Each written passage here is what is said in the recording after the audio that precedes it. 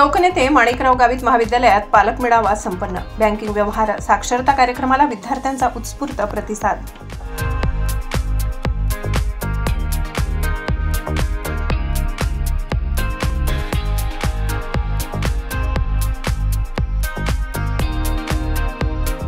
लोकनेते माणिकराव गावित महाविद्यालयात विसरवाडी येथे उत्तर महाराष्ट्र विद्यापीठ जळगाव व महाविद्यालयाचे विद्यार्थी विकास विभागातर्फे आत्मनिर्भर युती अभियान अंतर्गत बँकिंग व्यवहार साक्षरता आणि महाविद्यालयातील शिक्षक पालक मेळावा या दोन्ही संयुक्त कार्यक्रमाचे आयोजन करण्यात आले। यावेळी प्रमुख मार्गदर्शक म्हणून सेंट्रल बँक ऑफ इंडिया शाखा चिंचपाडा येथील दीपक पाडवी उपस्थित होते। कार्यक्रमाचे अध्यक्ष म्हणून महाविद्यालयाच्या प्राचार्य डॉ. जयश्री एम गावित उपस्थित होत्या। या कार्यक्रमासाठी महाविद्यालयात कार्यरत पालक शिक्षक संघाचे महत्त्व आणि आवश्यकता या विषयावर प्रमुख मार्गदर्शकांनी आपले मनोगत व्यक्त केले।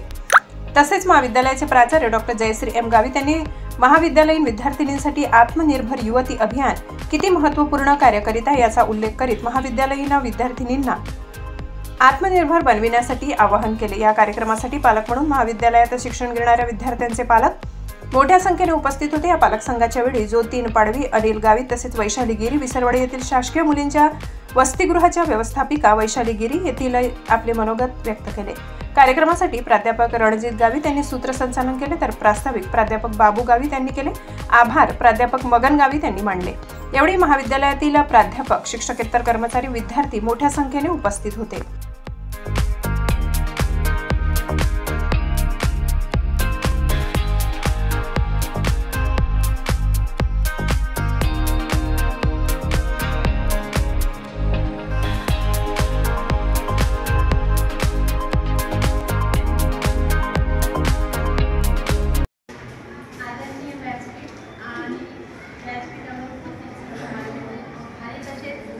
पालक मेळाव्याला उपस्थित सर्व पालक वर्ग आणि माझ्या विद्यार्थिनी आणि विद्यार्थी सर्वांना नमस्कार। मी शासकीय वसतिगृह मुलींचे इथे वार्डन म्हणून कार्यरत आहे। गेले 1.5 वर्ष मी इथे काम करत आहे। तर माझा असा अनुभव जो इथे आलेला आहे, कॉलेजशी जो संपर्क आलेला आहे किंवा मुलींशी जो संपर्क आलेला आहे, जास्त करून आमचा पालक लोकांशी जास्त संपर्क येतो मुलींच्या निमित्ताने।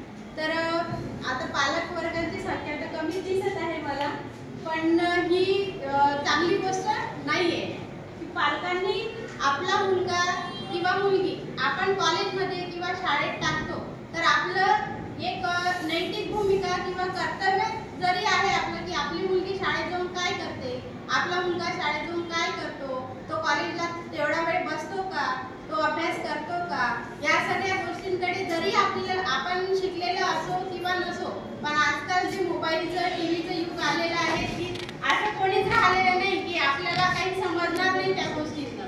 तर महत्त्वाची भूमिका आपली पालकाची म्हणून आहे आपलं पाल्य घडवण्याच्या बाबतीत। तर त्यासाठी सर्व पालकांना अशी मी विनंती करते की सगळ्यांनी म्हणजे नाही जास्त वेळ, जेवढा वेळ आपल्याकडे मिळतो त्याच्यापैकी हप्त्यातून म्हणा किंवा महिन्यातून म्हणा किंवा 2 महिन्यातून आपला पाल्य काय करतो, काय शिकतो, कोणत्या वर्गात आहे, त्याचा टायमिंग काय आहे जाणे येण्याचा, किती वाजता कुठे जातो, काय असते, कॉलेजमध्ये शिकवते का, कसं शिकवते, त्याला पुढे काय बनायचं आहे, या सगळ्या गोष्टी आपण एक पालक म्हणून आपण म्हणजे आपण जबाबदारी घ्यायला पाहिजे असं मला आवर्जून वाटते।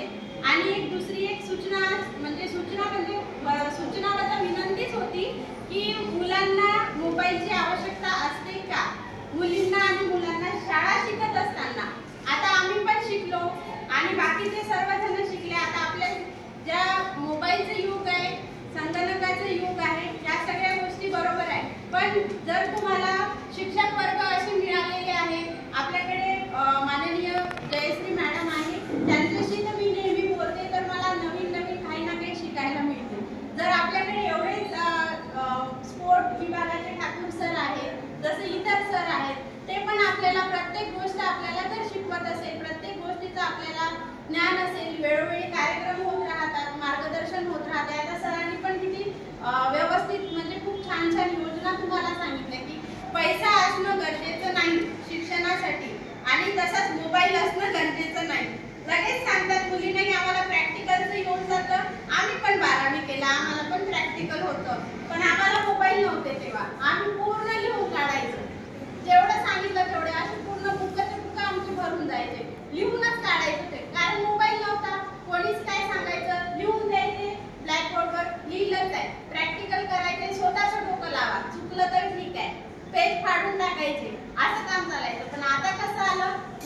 टाकलं गुगलवर, शोधलं, डोकं लावायचं काम नाही. बरोबर आहे ना? पण या सगळ्या गोष्टी आपल्याला गरजेच्या आहे का?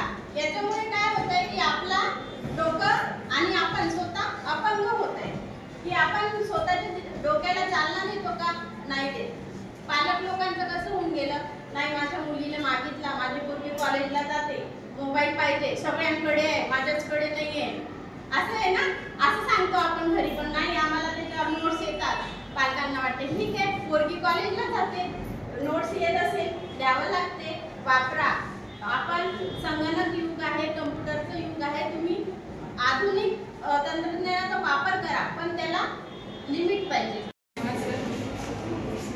अगदी थोडाच वेळ मी घेणार आहे, कारण खूप वेळ झालेला आहे आणि दीपक दादा ही बँकेचे कर्मचारी आहेत, जबाबदारीचं काम त्यांना करायला लागतं आणि त्याच्यामुळे ते पण घाईत आहे, म्हणून मी फार वेळ घेणार नाही. पण एक सभासूत्राप्रमाणे अध्यक्षीय समारोप गरजेचा असतो आणि म्हणून मी थोडक्यात या ठिकाणी माझं जे मनोगत आहे ते व्यक्त करणार आहे. लोकनेते माणिकराव महाविद्यालय तसेच उत्तर महाराष्ट्र विश्वविद्यालय यांच्या संयुक्त विद्यमाने आयोजित शिक्षक पालक मेळावा आणि आत्मनिर्भर युवती अभियान या दोन्ही कार्यक्रमाच्या निमित्ताने आपल्या मंचासीन असलेले सन्माननीय अतिथीगण, Central Bank of India Chinchpada शाखेचे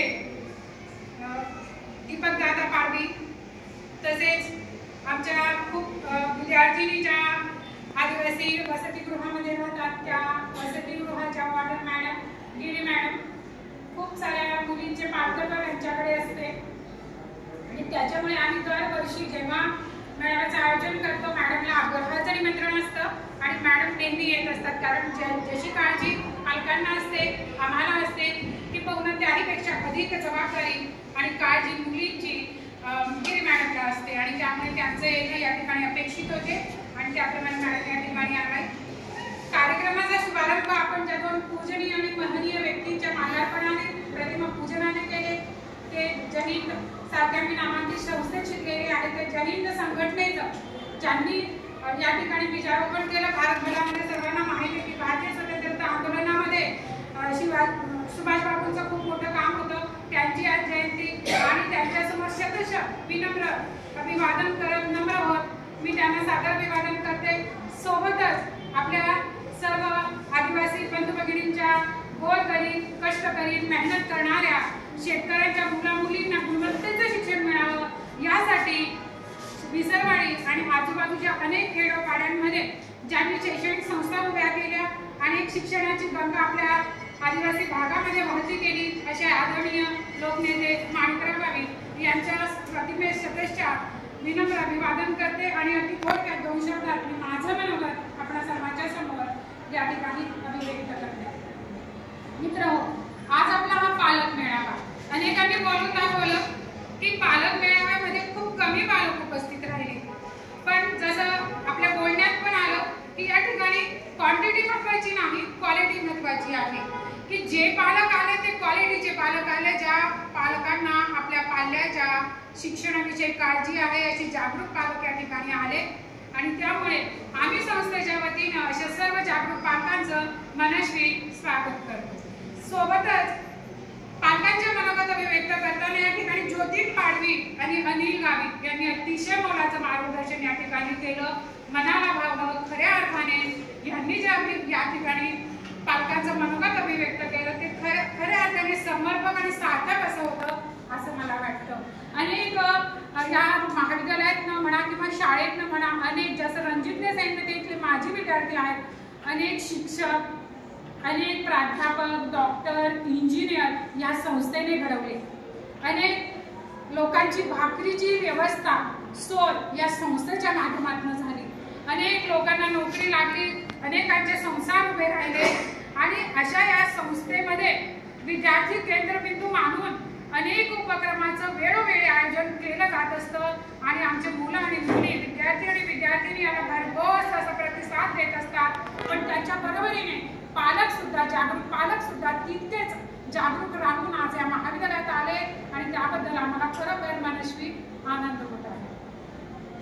बघा की मुलं ही आपली संपत्ती असते. अगदी एकच उदाहरण मी थोडक्यात तुमच्या समोर पालक संघाची किंवा पालकांची मुलांच्या विषयी काय जबाबदारी असते याविषयी एकच उदाहरण मी तुमच्या समोर या ठिकाणी मांडणार आहे आणि माझं अध्यक्ष समापन मी करणार आहे की मुलं ही आपली संपत्ती असते आणि संपत्ती आपण ज्याप्रमाणे जोपासत असतो, संपत्तीकडे ज्याप्रमाणे आपलं लक्ष असतं ती कशी वाढेल याचा आपण कसोशीने प्रयत्न करत असतो, तसंच पालकांनी मुलांच्याकडे संपत्ती म्हणून बघायचं असतं आणि त्यांची जोपासना करायची असते आणि या गोष्टी मान्य करायच्या असतात की आपला पाल्य जर शिकला, आपला मुलगा किंवा मुलगी शिकली तर आपली जी परिस्थिती आज आहे ती निश्चित बदलणार आहे.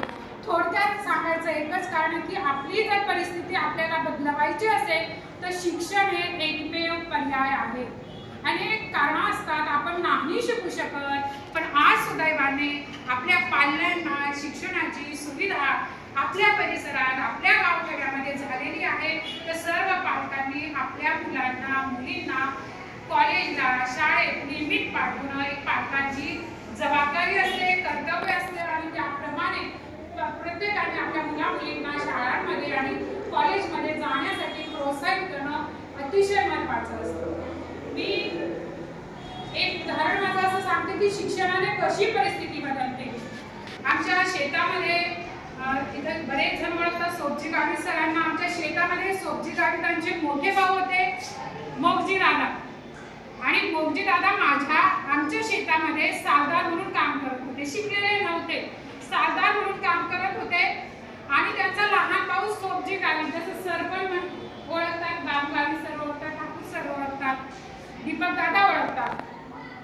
सोबजी गावित सर त्यांचा लहान भाऊ होता आणि मोगजी दादा शिकू नाही शकल्यामुळे त्यांनी सोबजी गावितांना शिकवलं आणि जेव्हा सोबजी दादा शिकले ते आपल्या संस्थेमध्ये आमच्या माननीय अध्यक्ष भाऊसाहेब भरत गावित यांनी त्यांना या ठिकाणी शिक्षक म्हणून लावून घेतलं. कारण आमचे जे सरदार होते त्यांचे ते भाऊ होते आणि ते शिकलेले होते आणि मोगजी दादांनी त्यांच्या सरदारकीच्या पैशांमधून सोबजी गावितांना शिकवलेलं होतं आणि त्याच्यामुळे आम्हाला अजून असं वाटत होतं, आईची पण इच्छा होती की बा मोगजी दादांची परिस्थिती गरिबीची तेव्हाच बदलेल जेव्हा हे सोबजी शिकतील आणि आजच्या या शिक्षक पालक मेळावा आणि आत्मनिर्भर युवती अभियान अंतर्गत बँकिंग व्यवहार साक्षरता या विषयावर मार्गदर्शन करण्यासाठी उपस्थित प्रमुख वक्ते आदरणीय श्री दीपकजी पाडवी साहेब, सेंट्रल बँक ऑफ इंडिया शाखा चिंचपाडा या ठिकाणी उपस्थित, ज्यांना खरं आपल्या पाल्यांची शिक्षणाची चिंता आहे असे उपस्थित पालक, माझे सहकारी, माझे सर्व विद्यार्थी बंधू भगिनी, शिक्षक पालक मेळावा आणि आत्मनिर्भर युवती अभियान अंतर्गत बँकिंग व्यवहार साक्षरता हे दोन्ही कार्यक्रम या ठिकाणी आपण संयुक्तपणे घेत आहोत. सर्वप्रथम तर मी उपस्थित सर्व पालकांचे अभिनंदन करेन, कारण खरी गरज आज जे शिक्षण व्यवस्थेमध्ये खरी जी गरज आहे, शिक्षण प्रक्रियेमध्ये शिक्षक तर आहेच, विद्यार्थी तर आहेच, पण पालकांची सुद्धा भूमिका किंवा कर्तव्ये या ठिकाणी फार महत्त्वाची असतात. पालकांची सभा आहे, पालकांचा मेळावा आहे. खरं तर पालकच या ठिकाणी उपस्थित असावेत असा एक संकेत आहे, परंतु पालक कमी असल्यामुळे, उपस्थिती कमी असल्यामुळे विद्यार्थ्यांनाही ती संधी आलेली आहे. खरं म्हणजे कमी संख्या असणं हे शिक्षण व्यवस्थेविषयी अनास्था आहे असं मला तरी वाटेल, उदासीनता आहे पालकांची असं मला तरी वाटेल. मनापासून वाटतं की पालकांची संख्या ही निदान आमचे टार्गेट होतं 100, आणि आले 10 तरी काय हरकत नाही. मी महाविद्यालयाच्या वतीने आपलं स्वागतच करतो. आणि विद्यार्थ्यांनीही प्रयत्न केला, आम्ही पण प्रयत्न केला, कुठेतरी आम्ही कमी पडलो असेल आणि म्हणून ही संख्या कमी आहे. निश्चितच पुढच्या वेळेस ही संख्या निदान 10ची 20 होईल. म्हणजे हळूहळू का असे ना आम्ही पालकांपर्यंत पोहोचण्याचा आमचा प्रामाणिक प्रयत्न आहे. आता पालक मेळावा म्हटल्यानंतर साहजिकच कोणालाही वाटेल की कोणत्याही शाळेमध्ये सहज पालकांना बोलवतात आणि त्यांचं एक हे होत असतं, संमेलन होत असतं किंवा बैठक होत असते. परंतु तसं नाही. पालक मेळावा म्हणजे शिक्षक पालक मेळावा हा हे शासनाचं परिपत्रक आहे. बऱ्याच लोकांना माहित नाही अजून. प्रत्येक शाळेमध्ये पालक शिक्षक सभा असावी, संघटना असावी, समिती असावी, हा शासनाचा GR आहे. जर काय त्या शाळेमध्ये मग ती अनुदानित असेल, विनाअनुदानित असेल, शाळा असेल, कोणती शैक्षणिक संस्था असेल, त्यामध्ये जर पालक विद्यार्थी मेळावा म्हणजे समिती नसेल तर शासन त्याच्यावर कारवाई करू शकते. का कारवाई करू शकते? कारण पालकांना सुद्धा शिक्षण प्रक्रियेमध्ये सहभागी करून घ्यावं असं शासन स्तरावरून प्रयत्न सुरू आहे. मग या शिक्षण व्यवस्थेमध्ये पालकांचा सहभाग कसा असला पाहिजे? निदान आपण आपल्या पाल्यांना आपल्या महाविद्यालयामध्ये शाळेमध्ये प्रवेश घेण्यासाठी पाठवून देतो. खरं तर याची पार्श्वभूमी अशी असली पाहिजे की पालकांनी आधीच ती शाळा कोणती आहे, त्या शाळेमध्ये कोणकोणते उपक्रम सुरू आहे, त्या शाळेचं मेरिट काय आहे, त्या शाळेमध्ये आपले पाल्य गेल्यानंतर त्याला दर्जेदार शिक्षण मिळेल का, त्या शाळा महाविद्यालयामध्ये पायाभूत सुविधा आहेत का, शिक्षकांचं वर्तन कसं आहे, किंवा मुलांना काहीतरी तिथं शिस्त वगैरे आहेत का, असा सर्वांगीण विचार करूनच आपण आपलं पाल्य आपल्या महाविद्यालयामध्ये शाळांमध्ये पाठवत असतो. आणि हे पाठवून म्हणजे याचा विचार आपण केलाच पाहिजे. पालक म्हटल्यानंतर आपली फार मोठी जबाबदारी आहे. शाळा किंवा महाविद्यालय हे फक्त 4-5 तासांचं असतं दिवसातून. आमच्या संपर्कात हे मुले 5 तास असतात. परंतु इतर समाजामध्ये किंवा शाळा सुटल्यानंतर तुमच्याकडे ते 24-20 तास असतात. आमच्याकडे 4 तास, तुमच्याकडे 20 तास.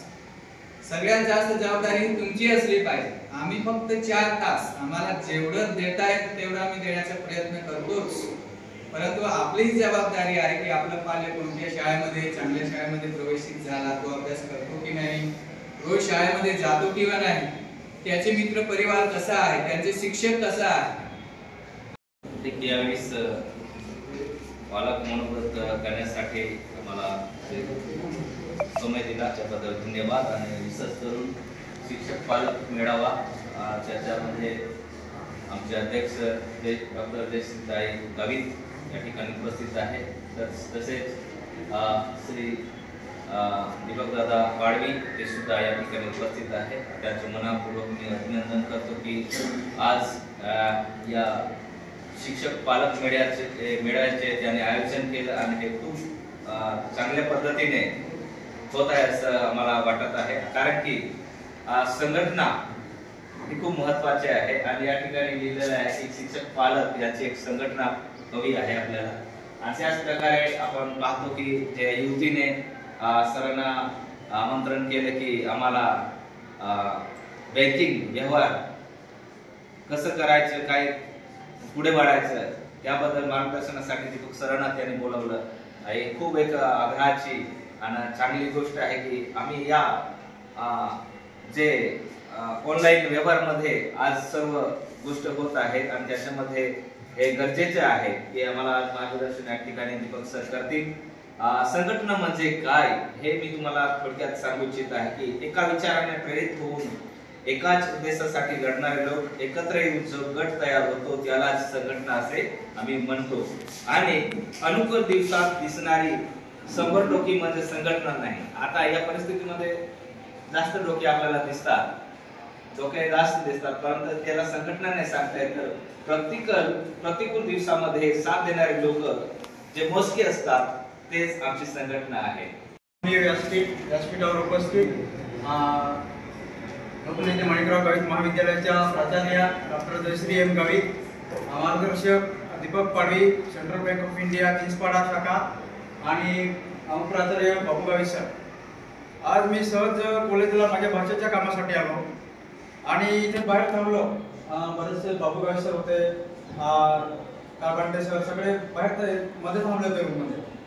म्हणे मध्ये येतं का म्हटलं, का सर म्हटलं काय कार्यक्रम आहे का, असं सहज मला जाणवलं जरा काय आहे, काय मध्ये या म्हणे तुम्ही पालक म्हणून कोणी आहे का म्हटलं, विद्यार्थी आहे का म्हटलं, नाही विद्यार्थी वगैरे कोणीच नाही, भाषेच्या कामासाठी आलो ना. तर म्हणे कार्यक्रम आहे यावरती. सर म्हटलं येतो. तर मी या कॉलेजचा माझे विद्यार्थी, 8वी ते BA पर्यंत शिक्षण या कॉलेजच्या कॅम्पसमध्ये घेतलेलं आहे. मी या कॉलेजच्या कॅम्पसमध्ये राहिलो आम्ही आणि इथलं शिक्षण, इथले विद्यार्थी, इथले शिक्षक, सगळ्या गोष्टी आम्हाला या गोष्टींची जाणीव आहे आम्हाला की या परिसरामध्ये आम्ही राहिलो आहे. सुरुवातीपासून आम्ही 1 ते 7वी पर्यंत प्रौढाश्रम शाळेमध्ये शिकलो आणि 8वी ते BA पर्यंत. सुरुवातीला सांगायचं की हे विद्यार्थी इथे काय शिक्षण घेतील म्हणे, इथे बाहेर फिरत बसतात. आता विद्यार्थ्यांना सांगायचा उद्देश हाच की तुम्ही या ज्या कॅम्पसमध्ये शिकताय, तुम्हाला आज खूप चांगली सुसज्ज अशी बिल्डिंग आज अवेलेबल झाली इथे. आम्ही त्या समोरच्या बिल्डिंगमध्ये बसायचो, समोर तुम्ही बसले तिथे. तर सुरुवातीला असं आम्हाला वाटायचं की काय शिकायचं, कोणाकडून मार्गदर्शन. बाबू गावित सर नेहमी आम्हाला सांगायचे, कारभांडे सर आले, हिंदीचे आमचे राठोड सर होते, सगळ्यांनी चांगलं मार्गदर्शन केलं आम्हाला. त्यावेळेस आमचे पालक मेळावा वगैरे काही होत नव्हते. आज पहिल्यांदा हा योगायोग आला की पालक मेळाव्यासाठी इथे उपस्थित राहिलो. माझं काय चिरंजीव वगैरे काय माझी मुलगी वगैरे कोणी इथे कॉलेजला नाही, पण तरी मला आज योगायोग आला असं म्हणावं लागेल की विद्यार्थी मित्रांना हे सांगायचे, मुलींना आणि विद्यार्थ्यांना की या कॉलेजमध्ये शिकताना सरांकडून जास्तीत जास्त कसं मार्गदर्शन घेता येईल ते घ्या. स्पर्धा परीक्षेचा अभ्यास कसा करता येईल तो करा. पाटील सर आहे त्यांना विचारा, ते चांगले मार्गदर्शन करतात. तर आजचा हा कार्यक्रम खूप चांगला वाटला आणि खूपच मी सरांना धन्यवाद देतो की अचानक येणं झालं इथे कॉलेजला आणि कार्यक्रमाला उपस्थिती मिळाली. आणि चांगलं हे अशी पालक शिक्षक मेळावा पुढे असं प्रक्रिया चालत राहावी अशी मी विनंती करतो.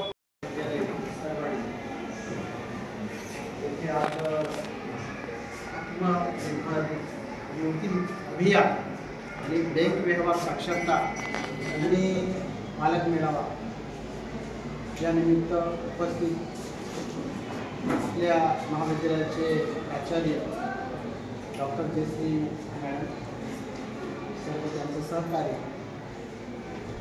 पालक आणि माझे विद्यार्थी. तर मला सरांनी कमीत कमी 15 दिवसापासून माझा टाईम देत होते आणि मला टाईम मिळत नव्हता. आणि मी एक सामाजिकदृष्ट्या आदिवासी समाजाचा तालुका अध्यक्ष असल्यामुळे मला थोडा टाईम भेटला नाही. त्याबद्दल मला उशीर झाला आणि त्याच्यामुळे जसं मी 9 वाजेला बँकेत येतो आणि रात्री आज 7-7 वाजून जातात, 8 वाजून जातात. कामाचा लोड, संध्याकाळी मग समाजामध्ये उत्तर कार्य राहिले, कोणाचं लग्नाचा कार्यक्रम, मग संध्याकाळी आंघोळ केल्यानंतर मग जेवण केल्यानंतर परत मला रात्री जावं लागतं, कारण समाजाला संवाद चालवावं लागतं. आपले जे नातेवाईक आहे सगळ्यांबरोबर राहावं लागतं. त्याच्यामुळे मला थोडा टाईम भेटला नाही, त्याबद्दल मी माफी मागतो. आणि आज जे पालक मेळावा घेतला त्याच्यामध्ये सरांनी सांगितलं की पालक कमी आले, तर थोडं असं राहतं की जसं आता आपल्या नंदुरबारपेक्षा आपल्या शेती आहे, लाईटचा प्रॉब्लेम राहतो, रात्री लाईट नसते किंवा दिवसा राहते, लाईट पण 8-8 तास देतात. त्याच्यामध्ये नारळ तर इथं भरपूर शेतकरी असतील त्यांना माहीतच आहे.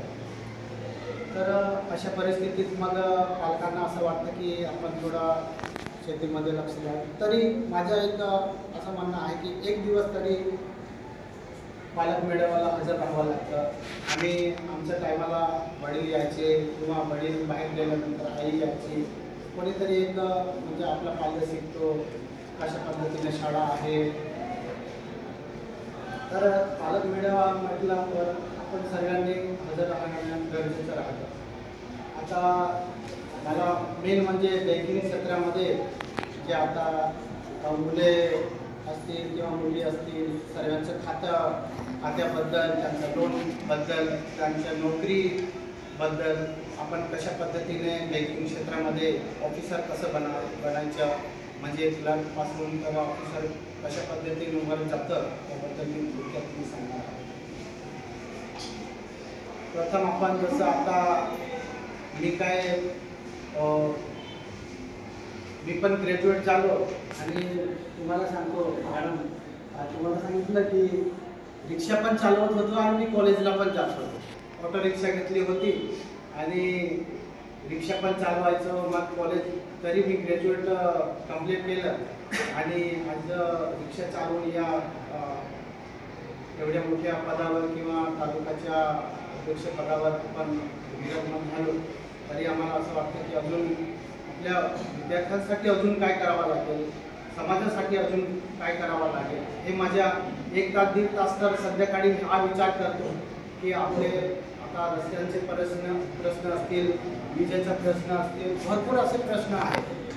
तर मी असा विचार माझ्या मनामध्ये राहतात की आता मी गुजरातला गेलो, खेड्यागावामध्ये रस्ते एकदम छान, ते पण तिथं पण सरकार आहे, आपले पण सरकार आहे. राजकारणामध्ये बोलायचं नाही, पण थोडा मी 1-2 वाक्यात बोलतो की सर्व एक सुशिक्षित माणूस राहिला, भ्रष्टाचार.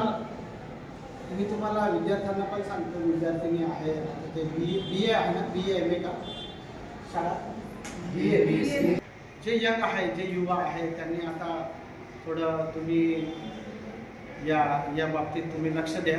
कारण कसं आहे की मी रस्त्यावर जातो, एवढे रस्ते खराब आहे, पैसा येतो, पण आपले तालुका तरी सर्वात मागे असेल तर आपला नंदुरबार जिल्हा असेल, असं मला तरी वाटतं. दुसरी गोष्ट अशी की एक ग्रॅज्युएट झाल्यानंतर आपल्याला असं वाटतं की बँकिंगमध्ये आपल्याला नंबर नाही लागणार, मग नोकरी कशी लागणार,